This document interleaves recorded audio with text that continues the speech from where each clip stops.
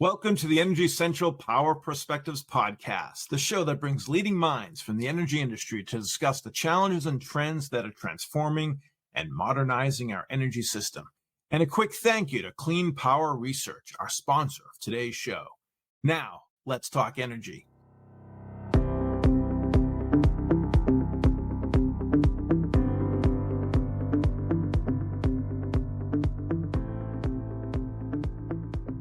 I'm Jason Price, Energy Central podcast host and director with West Monroe, coming to you from New York City. And with me, as always, from Orlando, Florida, is Energy Central producer and community manager, Matt Chester. Matt, living in the Sunshine State, I'm curious if you have access to solar power on your home. Hey, Jason. And, when my wife and we bought our home here a few years back, one of the first things I looked into after unpacking was how I could get solar panels on my rooftop. But what I ran into was that because I live in a townhouse in a community with a pretty tightly run HOA, it wasn't so simple for me as just calling up a solar installer. So with it being a townhouse, there would have had to been coordination among the other connected townhouses, and then a lot of HOA related hoops to jump through, and it seemed like those were all likely to fail. So despite my desire to generate my own power, I unfortunately had to give up that battle. Sure, understand. And I know your situation is a common one. Among the many reasons that may make it expensive, difficult, or outright impossible for customers who want to embrace clean energy to install the solar panel technology they'd like. But the appetite to go green and take control of the type of energy a home or even a business is consuming is strong and only growing. Because of that, innovative stakeholders and forward-looking utility companies have been adapting compelling models, tools, and strategies to widen the reach of solar energy generation. One of those tools, WattPlan, has been implemented by Georgia Power with the assistance of Clean Power Research. And today's episode will feature guests from these two organizations to highlight how they worked and why such creative solutions are so important. Today we welcome Delores Montez, who is the program manager for community solar at Georgia Power. Welcome to the show today, Delores. Thank you. I'm happy to be here. And we're thrilled to have you. And also joining us is Shannon Roberts, the product manager at Clean Power Research, who guided the implementation of WattPlan. Welcome to the show as well, Shannon. Great. Thanks so much for having me, Jason. Well, before we dive into the successful and forward-looking collaboration between Georgia Power and Clean Power Research, I'd love to give you all a minute to credentialize yourself even better. Please tell us a little bit about your role in the industry and how you got there. Delores, why don't we start with you? Thank you. So I'm the program manager at Georgia Power for our subscriber-based community solar program. And also I designed and currently implementing an income-qualified community solar pilot program. This will serve the LMI community with our 3 existing facilities located in the state. Prior to that, I was a project manager serving as the liaison with the customers, the contracted solar installer, our distribution and field engineers to manage and process interconnection agreements. Prior to that, I was actually working at Alabama Power, a sister company, and I was first introduced to the sustainability industry while helping program managers work on LEED and green building certification products. So I became very interested. It caught my attention, and that led me to the role I took at Georgia Power. Delores, thank you for that. And Shannon, over to you. Great. Thank you. I'm currently the product manager at Clean Power Research working on WattPlan.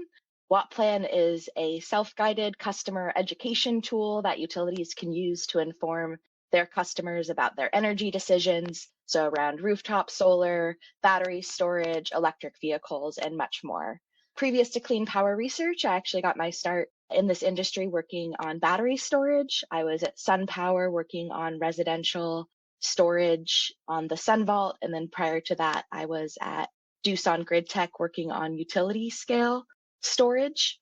I became interested in sustainability many years ago, even though I'm recently working in the industry, and got my start actually working with tool libraries in the circular economy to reduce waste. So really excited now to be working with utilities and making a big impact on the energy transition. That's fantastic and welcome as well.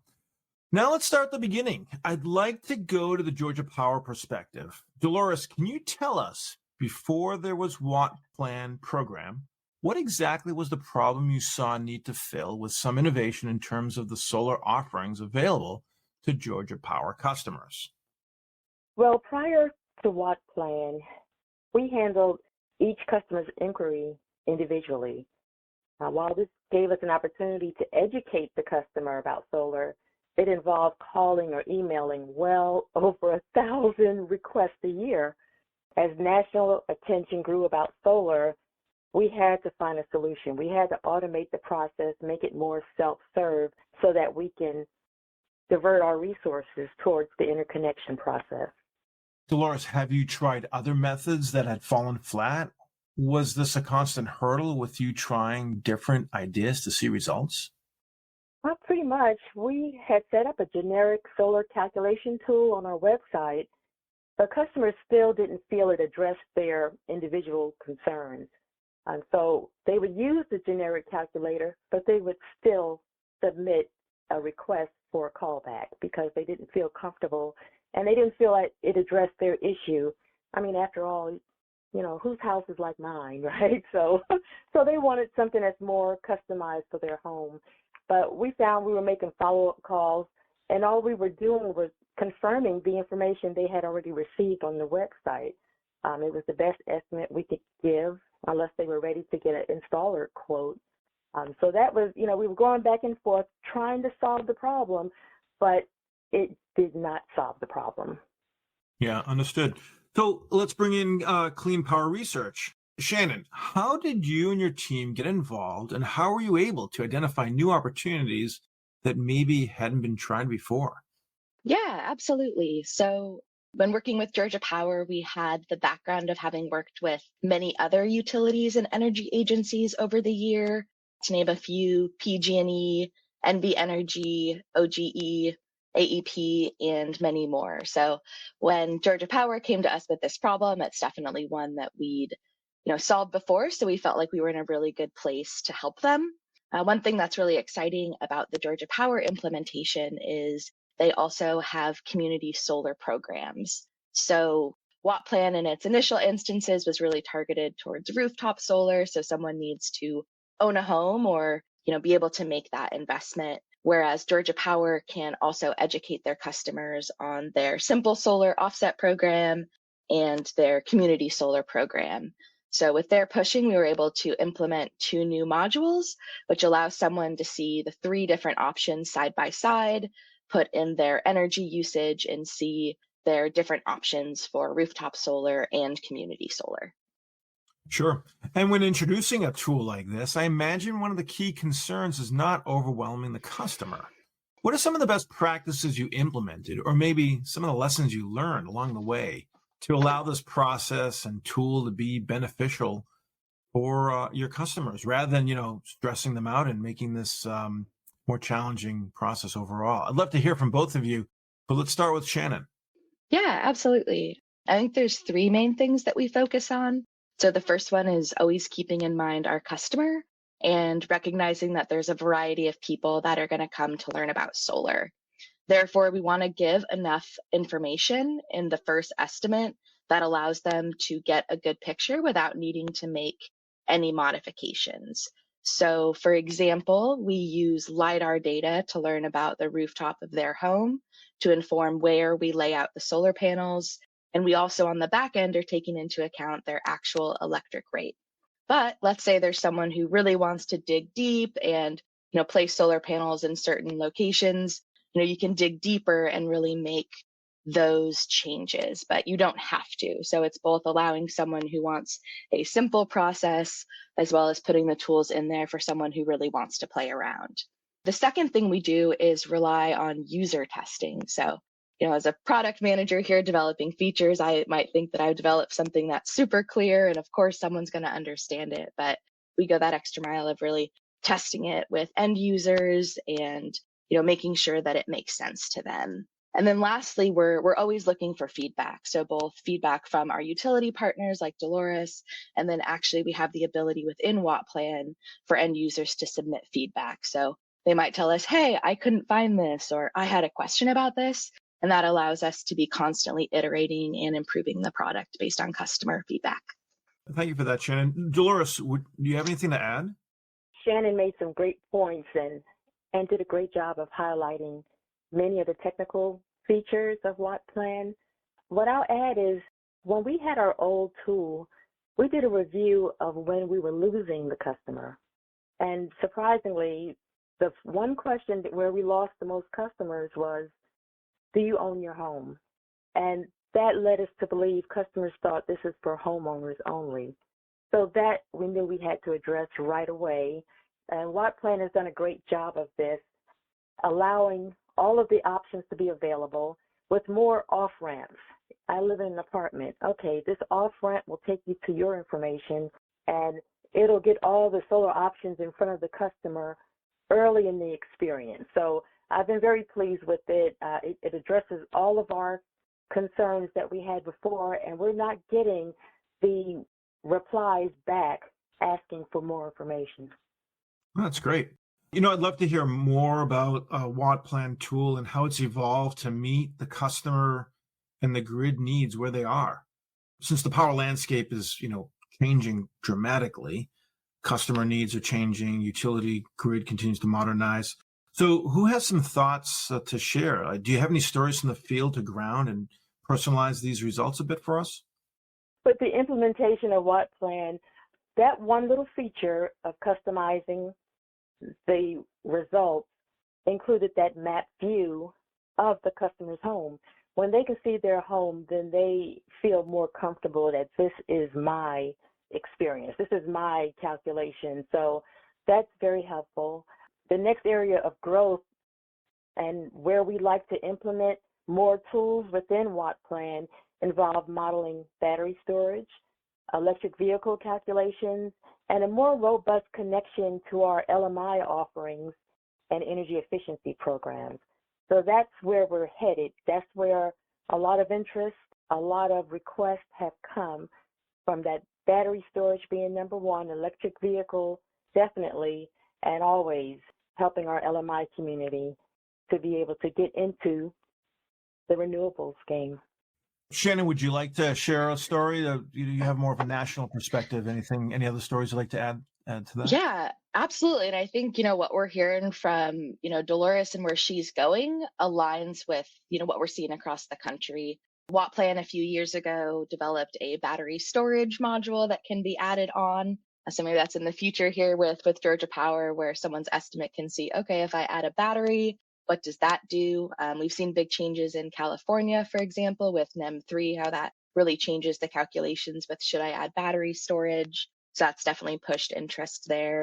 And then with electric vehicles, that's a really big one as well. As we're electrifying the whole home, it's becoming a lot more important to answer these questions holistically. And then on the last point of connecting to LMI customers, I think this is a really good example where a utility in Georgia Power and their programs will really push us to say, okay, how can we make sure that WattPlan is addressing this, and what new features or workflows can we do to address that? So exciting stuff. Yeah, no, that's great. It seems like WattPlan is really scaling as the market matures. That's interesting. Shannon, let's stay with you. Yeah.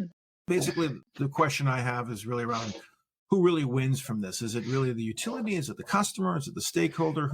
Who's driving it? And in your words, who is the hero in this collaboration? I'd love to hear from you, Shannon, but certainly, Delores, feel free to chime in as soon as Shannon's done. Yeah, absolutely. This is a question, Delores and I have been chatting about, and I think what we keep, coming back to and is really clear here is, we're really both supporting each other as we're, helping the end use customer. So what I mean by that is, as Clean Power Research, we can provide this software solution to Georgia Power that can help them with their current needs with solar, and then grow as they need further education around electric vehicles and storage. And because we're working with utilities, all across the US and actually North America, we can bring that insight of, oh, this is, what we're seeing at other utilities and keep building.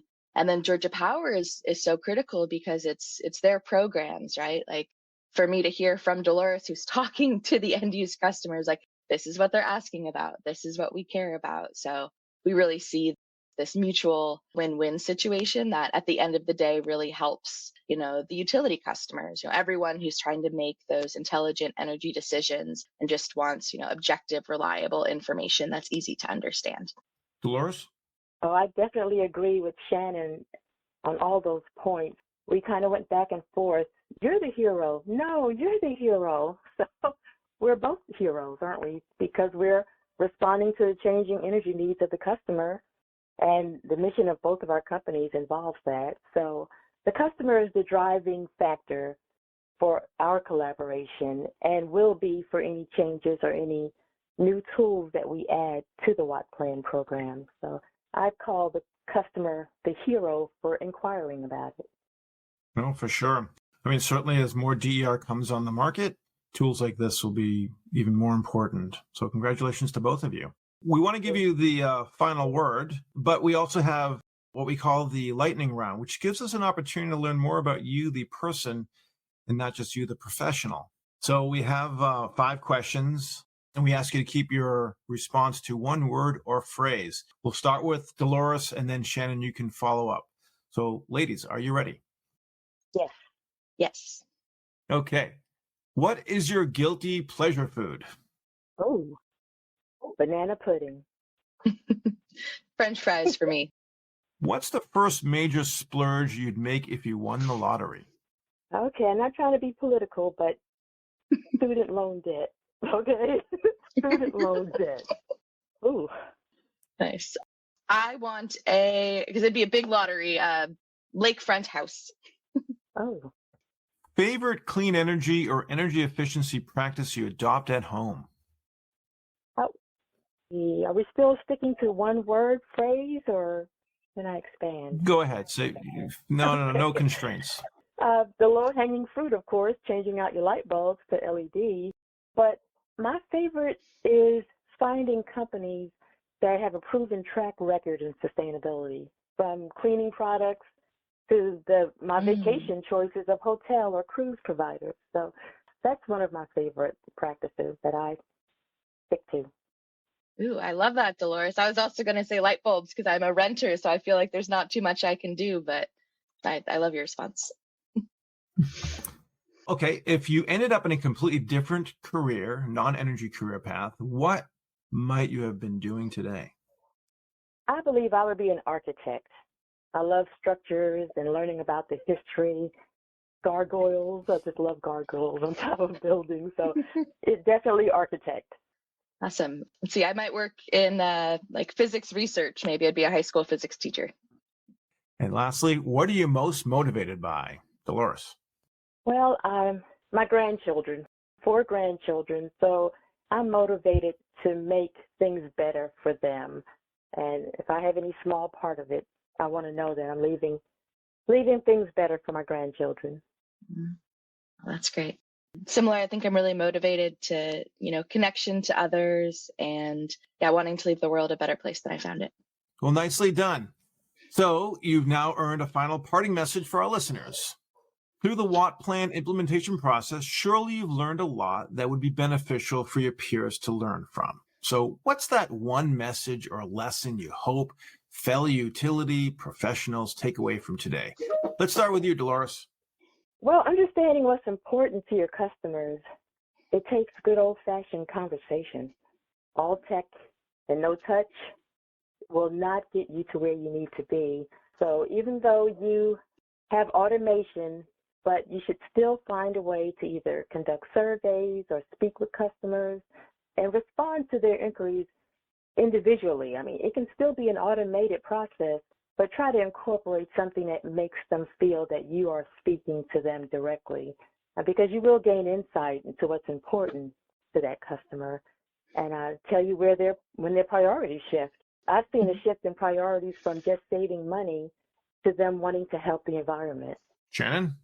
Yeah, I think to echo what Delores says, and I think I'll also say, seeing as this podcast is for people working in the utility industry, that if you're, developing, let's say, a software product and working with utilities and their customers, it's so key to talk to them. So both for me to talk to Delores and hear what what she's hearing from her customers. And then, can we add things to the tool like surveys to get feedback directly? So, that partnership and making sure that you're really keying into the specific needs, make sure you're going to be successful as we all work towards electrification. That's terrific. And thank you both for some real, fantastic insight today. We know that our listeners will have some questions to follow up on the conversation. And we invite those listeners to log into energycentral.com and leave those comments and questions for the episode. And we hope that you will continue following and answer them back to our guests. So until then, though, thanks again for sharing your insight with us on today's episode of the podcast, Delores and Shannon. Our guests can always be reached through the Energy Central platform, where they welcome your questions and comments. We also want to give a shout out of thanks to the podcast sponsors that made today's episode possible. Thanks to Clean Power Research. Clean Power Research empowers utilities and energy agencies to successfully navigate the energy transformation. Its innovative solutions help utilities scale energy programs by streamlining customer education, program enrollment, regulatory reporting, and grid planning. Clean Power Research is a trusted partner of leading utility and energy enterprises. And learn more at cleanpower.com. Once again, I'm your host, Jason Price. Plug in and stay fully charged in the discussion by hopping into the community at energycentral.com. And we'll see you next time at the Energy Central Power Perspectives Podcast.